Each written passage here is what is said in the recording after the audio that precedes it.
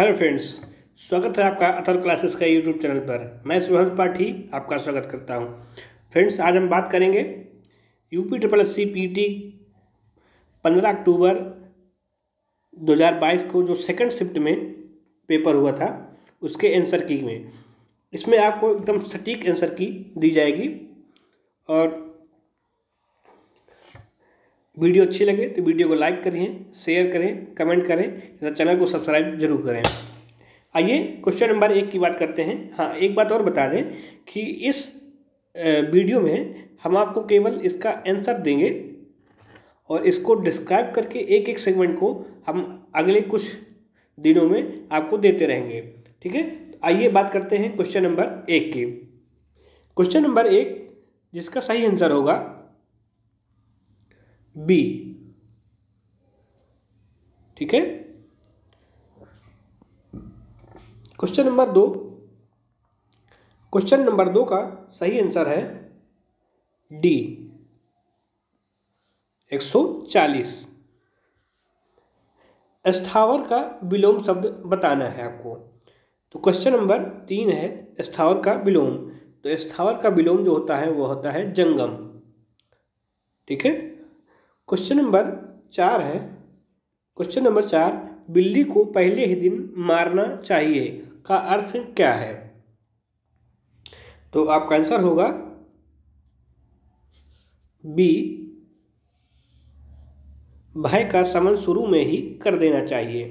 ठीक है ना, ये रहा क्वेश्चन नंबर 4।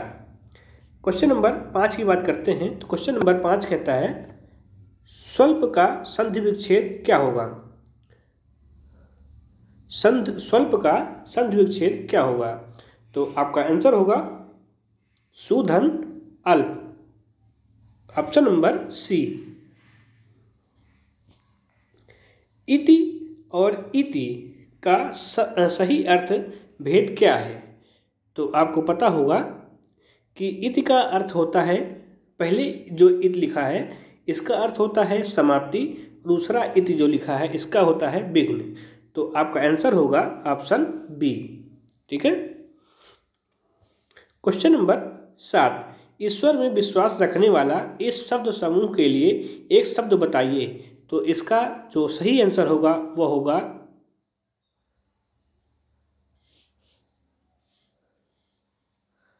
आस्तिक, डी।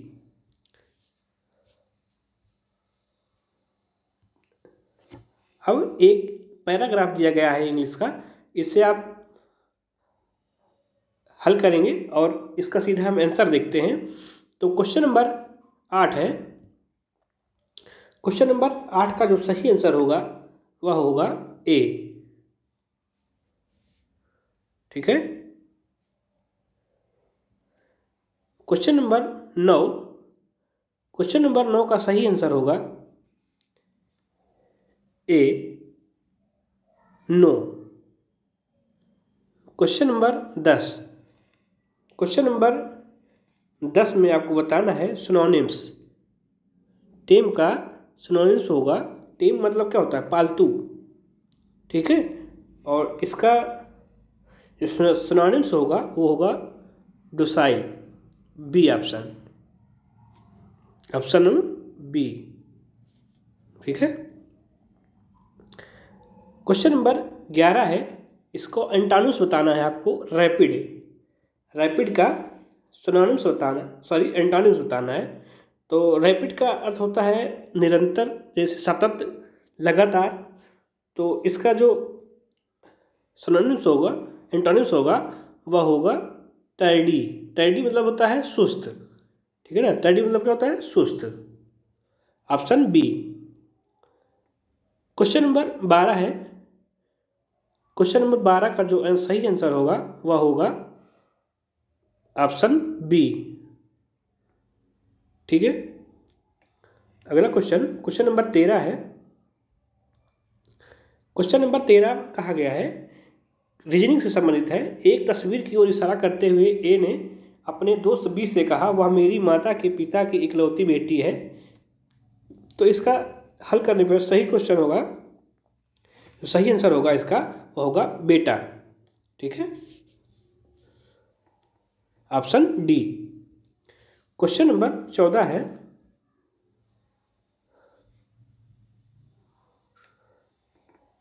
ये भी रीजनिंग से है, तो जो इसका सही आंसर होगा वह होगा ऑप्शन ए। ठीक है,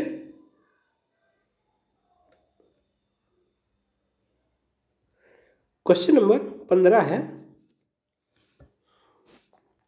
भारत गौरव पर्यटक ट्रेन को जून 2022 में रामायण सर्किट के हिस्से के रूप में भारत और किसके बीच हरी झंडी दिखाकर रवाना किया गया था? तो इसे नेपाल के बीच में, भारत और नेपाल के बीच में शुरू किया गया था। Option number B. अगला क्वेश्चन है, भारत ने दोनों देशों के बीच मजबूत और दीर्घकालिक साझेदारी के निर्माण के लिए चल रहे प्रयासों के तहत निम्नलिखित में से किस देश को 75 एम्बुलेंस और 17 स्कूल बसें उपहार में दी हैं? तो आपको पता होगा कि यह नेपाल को दी गई हैं। Option number A. ठीक है, अगला क्वेश्चन है, क्वेश्चन नंबर 17, निम्नलिखित में दिए गए विकल्पों में से असंगत को चयन करना है। तो इसमें आपका जो आंसर होगा वह होगा ए 301। क्वेश्चन नंबर 18 है, 1 जनवरी 2006 को रविवार था, 1 जनवरी 2010 को सप्ताह का कौन सा दिन था, यह आपको बताना है। तो इसका जो सही आंसर होगा वो होगा शुक्रवार। Option number C. अगला क्वेश्चन है, क्वेश्चन नंबर 19, जो कि कोडिंग डिकोडिंग का है रीजनिंग में। तो जो इसका सही आंसर होगा वह होगा बी। अगला क्वेश्चन है, क्वेश्चन नंबर 20, निम्नलिखित में से किस राज्य सरकार ने 5000 रुपये की काशी यात्रा सब्सिडी योजना शुरू की है? तो यह कर्नाटक सरकार द्वारा शुरू किया गया है।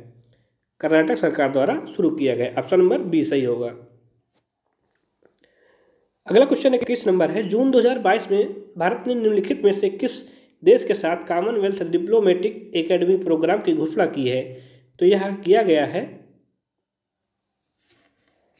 जो इसका सही आंसर होगा वह होगा यूके।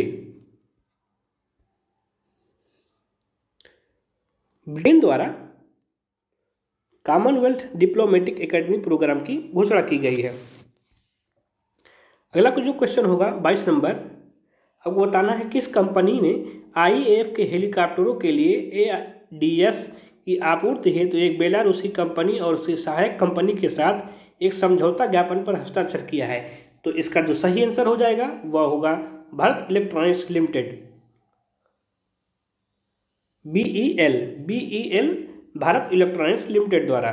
ठीक है, अगला क्वेश्चन होगा 23 नंबर, नारी को नमन नाम की एक नई योजना शुरू की गई। यह शुरू की गई थी हिमाचल प्रदेश सरकार द्वारा। यह दोस्तों, यदि वीडियो आपको अच्छी लग रही हो तो वीडियो को लाइक करें, शेयर करें, कमेंट करें तथा चैनल को सब्सक्राइब जरूर करें। ठीक है, चलिए अगले क्वेश्चन की बात करते हैं। क्वेश्चन नंबर 24 में कहा गया है, प्रधानमंत्री नरेंद्र मोदी ने निम्नलिखित में से किस जिले में डॉक्टर संपूर्णानंद स्पोर्ट स्टेडियम में एक कार्यक्रम में 1800 करोड़ रुपए की योजनाओं का उद्घाटन और शिलान्यास किया? तो यह प्रधानमंत्री नरेंद्र मोदी द्वारा वाराणसी में किया गया था। कहाँ पे? वाराणसी में। आपका आंसर होगा डी। क्वेश्चन नंबर 25 है, किस संस्थान ने India booming gig and platform economy शीर्षक से एक रिपोर्ट जारी की है? तो यह रिपोर्ट नीति आयोग द्वारा जारी की गई थी। ऑप्शन नंबर ए सही होगा। ठीक है, क्वेश्चन नंबर 26 है, निम्नलिखित में से कौन सी राज्य सरकार सिंगल एंट्री मल्टीपल एग्जिट के विचार पर एक एजुकेशन टाउनशिप बनाने की योजना बना रही है? तो जो इसका सही आंसर होगा वह होगा उत्तर प्रदेश। ठीक है ना, उत्तर प्रदेश। चलिए अगला क्वेश्चन जो है वह 27 नंबर है। इसमें बताना है भारत का सबसे छोटा केंद्रशासित प्रदेश कौन सा है? तो आपका सही आंसर हो जाएगा लक्षद्वीप। ठीक है ना। क्वेश्चन नंबर 28 है, छात्र पारिस्थितिकी के लिए एक नया डिजिटल प्लेटफॉर्म कैंपस पावर किस बैंक द्वारा लॉन्च किया गया है? तो यह लॉन्च किया गया था आईसीआई बैंक द्वारा, ठीक है ना, आईसीआईसीआई बैंक द्वारा लॉन्च किया गया था। भारत के कितने राज्य बांग्लादेश के साथ सीमा साझा करते हैं? तो भारत के साथ भारत के 5 राज्य हैं जो बांग्लादेश के साथ सीमा साझा करते हैं, ठीक है। अगला क्वेश्चन है, पोलैंड की राष्ट्रीय मुद्रा क्या है? तो इसका जो सही आंसर होगा वो होगा जिलाटी। क्या होगा? जिलाटी, ऑप्शन नंबर ए। अगला क्वेश्चन है, उत्तर प्रदेश का एक लोकप्रिय शास्त्रीय नृत्य है। तो उत्तर प्रदेश का जो शास्त्रीय नृत्य है वह है कथक। निम्नलिखित में से किसके पास लोकसभा सत्र को स्थगित करने की शक्ति है? तो आपको इसको पता होगा, आपका सही आंसर होगा भारत के राष्ट्रपति। भारत के राष्ट्रपति। यहाँ पर ध्यान देने बात यह है कि इसमें कहा गया है, यदि आप बेयर एक्ट को उठाकर देखेंगे तो उसमें जो प्रोग्योगिव का लिखा गया है, प्रोग्यो, जो इसका अर्थ होता है वह होता है सत्रावसान। क्या होता है? सत्रावसान, ठीक है। तो सत्रावसान की जो पावर होती है वह भारत के राष्ट्रपति के पास होती है। तो आपका सही आंसर होगा भारत के राष्ट्रपति, ठीक है। चलिए बात करते हैं 33 की। तो अंतर्राष्ट्रीय अहिंसा दिवस निम्नलिखित में से किस दिन मनाया जाता है? तो आपको पता होगा और आपका सही आंसर होगा 2 अक्टूबर। 2 अक्टूबर गांधी जयंती के दिन अंतर्राष्ट्रीय अहिंसा दिवस के रूप में मनाया जाता है। क्वेश्चन नंबर 34 है, वास्को डी गामा का मकबरा दफन स्थान भारत के निम्नलिखित में से किस स्थान पर स्थित है? तो यह आपका सही आंसर होगा कोच्चि, केरल में। परंतु यह वर्तमान में केरल में नहीं पाया जाता है, यह पुर्तगाल में इसे उठा के लिए जाया गया है। लेकिन जब इसकी मृत्यु हुई थी वास्को डी गामा की, उस समय इसकी जो मकबरा था वह केरल में बनाया गया था, ठीक है ना। आइए क्वेश्चन नंबर 35 की बात करते हैं। तो इसमें थॉमस कप निम्नलिखित में से किस खेल से संबंधित है?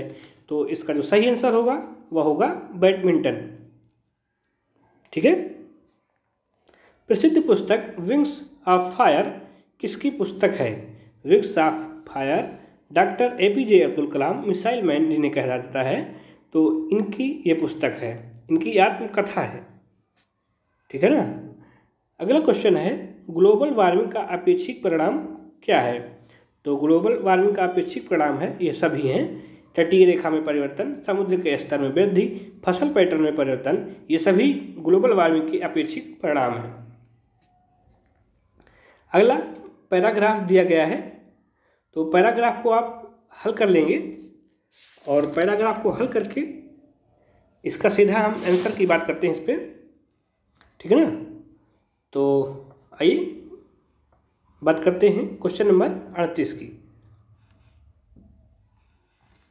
क्वेश्चन नंबर 38 का जो सही आंसर होगा वह होगा बी, ठीक है, बी। क्वेश्चन नंबर 39, इसका जो सही आंसर होगा वह होगा सी। बच्चों के परिवार के सदस्यों, पत्नी और उनके बच्चों के रहन सहन, खान पान, पहनावे और चाल चलन पर ऐतराज और कटाक्ष करते होंगे। यह आपका सही आंसर होगा। क्वेश्चन नंबर 40 है, विदेश में जा बसे बच्चों के व्यवहार परिवर्तन के लिए कौन दोषी है? अनुच्छेद को ध्यान में रखते हुए सर्वाधिक प्रबल तर्क को चुनिए। तो आपका सही आंसर होगा ऑप्शन नंबर डी, अधूरे संस्कार, ठीक है ना। अगला जो क्वेश्चन है वो 41 नंबर है।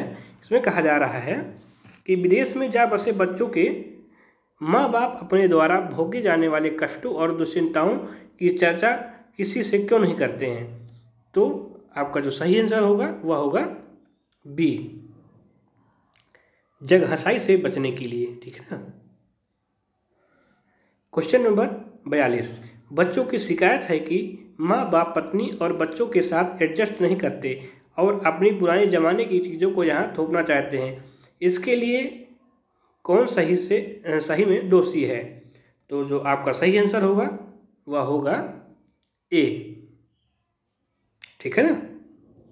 चलिए अगली बात करते हैं अगले पैराग्राफ की, जिसमें अनुच्छेद क्वेश्चन नंबर 43 से 47 के बीच में आपको आंसर देना है। तो आपका क्वेश्चन नंबर 43 आइए देखते हैं। क्वेश्चन नंबर 43 का जो सही आंसर होगा वह होगा सी। ठीक है ना। बुजुर्ग बुढ़ापे के लिए कुछ अर्जित करके रखें और अगली पीढ़ी के सदस्यों पर न बोझ बने और न अपनी राय थोपें, यह इसका सही आंसर होगा। ठीक है। क्वेश्चन नंबर 44 है, कौन से माँ बाप अपने ही घर में दीनहीन से होकर बच्चों का मुंह नहीं ताकते हैं? तो इसके लिए आपका सही आंसर होगा सी। जो माता पिता बदलते समय के साथ अपने आप को बदल लेते हैं और बहू बेटों और उनके परिवार को उचित सम्मान देते हैं। ठीक है ना। तो अब अगला क्वेश्चन है 45, जो इसका सही आंसर होगा वह होगा ऑप्शन नंबर डी। ठीक है। क्वेश्चन नंबर 46, क्वेश्चन नंबर 46 जो है इसका जो सही आंसर होगा वह होगा इनमें से कोई नहीं, ऑप्शन नंबर डी। ठीक है ना। इसका जो सही आंसर होगा डी होगा। ठीक है ना। क्वेश्चन नंबर 47, क्वेश्चन नंबर 47 जो है इसका जो सही आंसर होगा वह होगा ए। ठीक है। चलिए अगला है, अगला जो ग्राफ दिया गया है, तालिका दी गई है, इसको आपको हल करना है जिला ए बी सी में आपको, और डी और ई तक। ठीक है ना। तो इसको आपको समझ के हल करना है। आइए हम इसके सीधे आंसर की बात करते हैं। तो इसका जो सही आंसर होगा क्वेश्चन नंबर 48, क्वेश्चन नंबर 48 का जो सही होगा आंसर वो होगा ई, जिला ई, ऑप्शन नंबर डी। चलिए क्वेश्चन नंबर 49, क्वेश्चन नंबर 49 में इसका जो सही आंसर होगा वह होगा ए, 2012। ठीक है ना। क्वेश्चन नंबर 50 है, इसका जो सही आंसर होगा वह होगा 2013, 2013। क्वेश्चन नंबर 51 है, क्वेश्चन नंबर 51 का जो सही आंसर होगा वह होगा सी। अगला क्वेश्चन है 52 नंबर, इसका जो सही आंसर होगा वह होगा 88.54%, 88.54%। ठीक है। अगला क्वेश्चन है, फिर से दूसरा पैराग्राफ दिया गया है, तो आपको इसे हल करना है। हल करके अब हम सीधा इसका आंसर की बात करते हैं। तो इसका जो सही आंसर होगा 53 का, उसका जो सही आंसर होगा वह होगा 59:80, 59:80, ऑप्शन नंबर डी। अगला क्वेश्चन है 54, इसका जो सही आंसर होगा वह होगा 64.71%, 64.71%, ऑप्शन नंबर ए। अगला क्वेश्चन है 55 नंबर, जो इसका सही आंसर होगा वह होगा बी। ठीक है ना। Option number B, 144। Option question number 56 है, इसका जो सही आंसर होगा वह होगा 118, ऑप्शन नंबर सी, 118। ठीक है ना। चलिए अगले क्वेश्चन की तरफ चलते हैं। क्वेश्चन नंबर 57 का जो सही आंसर होगा वह होगा ए, ऑप्शन ए, 85। ठीक है। चलिए आगे बात करते हैं 58 से 62 के बीच में। तो इसमें एक पाई चार्ट दिया गया है, इसको आपको हल करना है। आइए हम क्वेश्चन सीधा आंसर की बात करते हैं। तो इसका जो 58 का सही आंसर होगा वह होगा ए, 86%। ठीक है।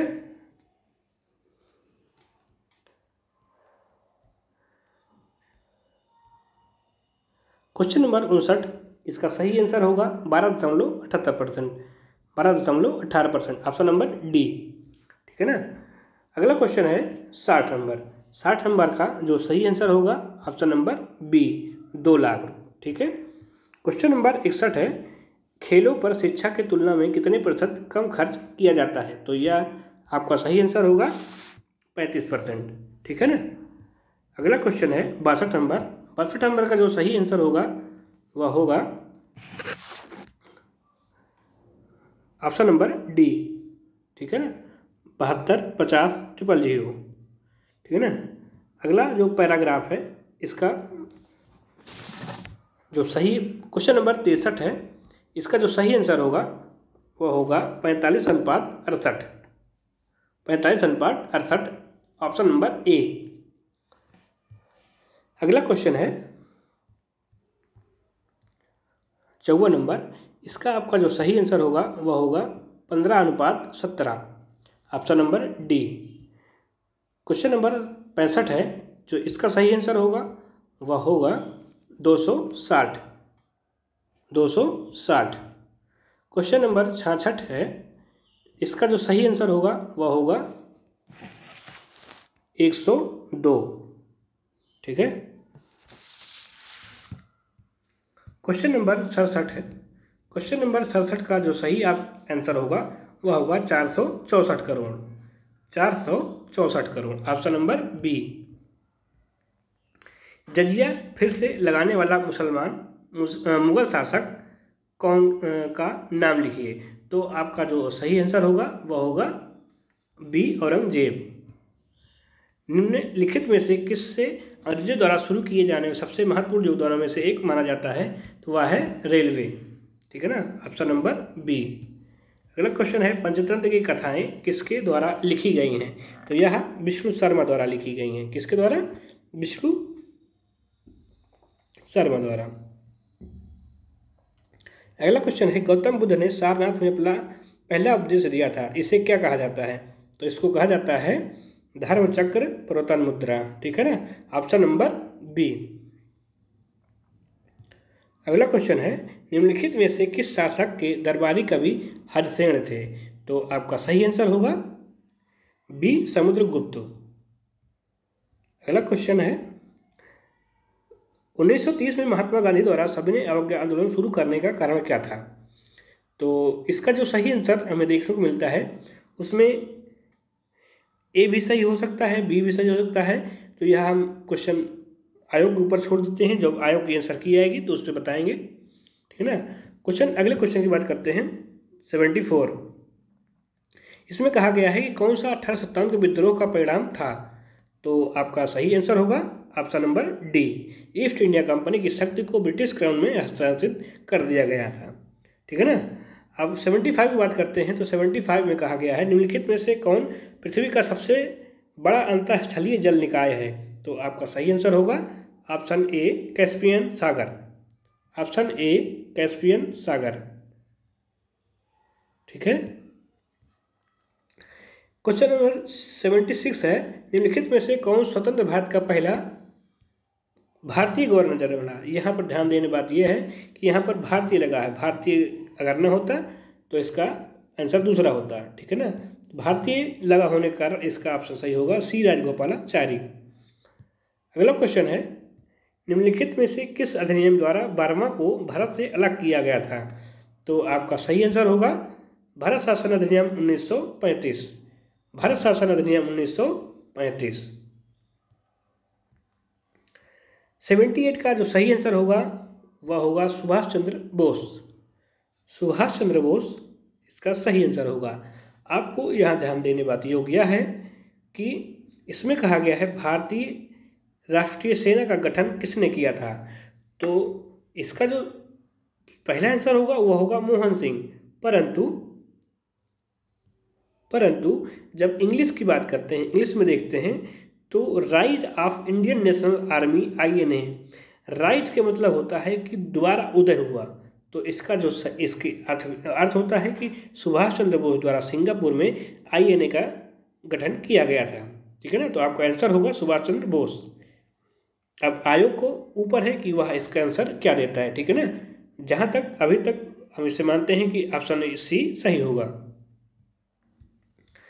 आगे देखते हैं 79, सागौन के जंगल भारत के निम्नलिखित में से किस राज्य में पाए जाते हैं। तो इसका सही आंसर होगा मध्य प्रदेश, ठीक है ना। मध्य प्रदेश में सागौन के जंगल पाए जाते हैं। सामान्य वर्षा में अचानक वृद्धि हो जाती है और कई दिनों तक लगातार जारी रहती है, इसे मानसून का क्या कहते हैं। इसे मानसून का प्रस्फोट कहते हैं, फटना कहते हैं, ठीक है।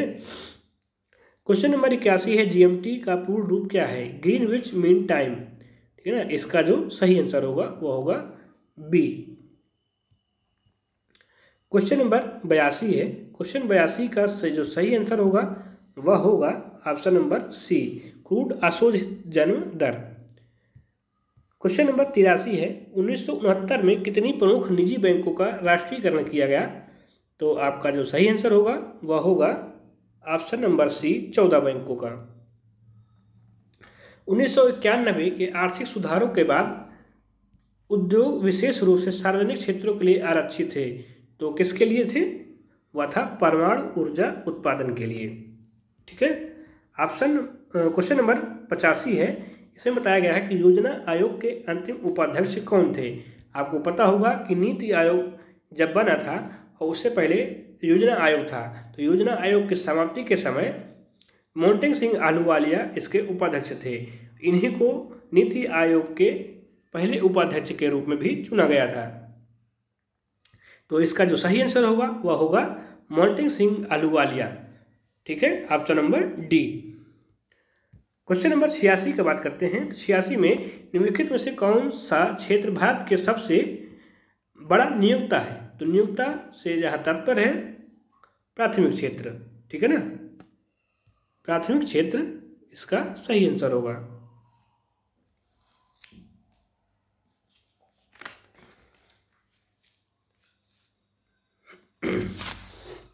चलिए अगला बात करते हैं क्वेश्चन नंबर 87। तो 87 का जो सही आंसर होगा वह होगा निम्नलिखित में से किस राज्य को हरित क्रांति के लिए भारत में आरंभ स्थल के रूप में चुना गया। तो आरंभ में सबसे पहले पंजाब को चुना गया था। तो आपका आंसर सही होगा डी। अब पता होगा कि हरित क्रांति की शुरुआत जो है हरियाणा, पंजाब और पश्चिमी उत्तर प्रदेश में सबसे पहले शुरू किया गया था। तो इसमें जो सही आंसर होगा वो होगा पंजाब। क्वेश्चन नंबर 88 है। 88 में बताया गया है कि कौन सा अनुच्छेद अल्पसंख्यकों के हितों का संरक्षण करता है। तो यह आंसर होगा आपका आर्टिकल 29, ठीक है ना, option number C. Question number 89 है। 42वें संविधान संशोधन के माध्यम से संविधान में कौन सा नया डीपीएसपी राज्य के नीति निदेशक तत्व को जोड़ा गया था। तो वह था ऑप्शन नंबर बी, ठीक है ना, सामान्य न्याय और निःशुल्क विधिक सहायता। इससे 42वें संविधान संशोधन द्वारा आर्टिकल 39A में जोड़ा गया था, ठीक है ना। चलिए अगली बात करते हैं क्वेश्चन नंबर 90। इसमें कौन से मौलिक कर्तव्य हैं इसको बताना है, ठीक है ना। तो इसमें आपके सभी मौलिक कर्तव्य हैं, तो आपका सही आंसर हो जाएगा ये सभी, डी ऑप्शन, ठीक है। क्वेश्चन नंबर 91, सभी अम्लों के समान तत्व है।